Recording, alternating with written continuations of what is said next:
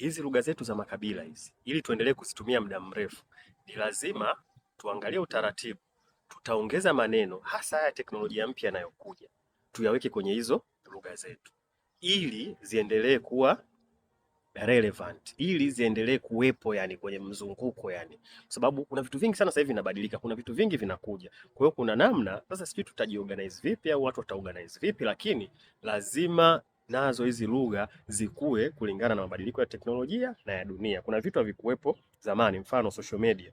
Yani sasa hivi kila lugha ya kimila, kila lugha inatakiwa iwe na neno la kusema bana, hii ni social media. Sawa, hii ni social media au mtandao wa kijamii. Yani kila lugha ya asili ya Tanzania inatakiwa iwe na neno la kusema bana, hii ni social media. La sivyo itapotea. Yani itakuwa lugha inachanganyika na Kiingereza, lugha inachanganyika na Kiswahili, Kifaransa, Kireno, mwisho wa siku zinapotea kabisa. Kwa sasa itafanyikaje? Kwa sababu hizi lugha pia hakuna taasisi rasmi na inazishughulikia. Sio labda Wizara ya Utamaduni, sijui inawezekana. Lakini kuangalia utaratibu, yani mabadiliko ya dunia yanavyokuja na hizi lugha zibadilike, kukaribisha ile mabadiliko na kuruhusu watu waweze kuongea ile lugha fluently, sawa bila kuchanganya maneno fulani ya Kiingereza, sababu kuna vitu vingi sana vipya vinakuja. Na hii hata kwenye Kiswahili pia, yani maneno yapokelewe kwa uharaka.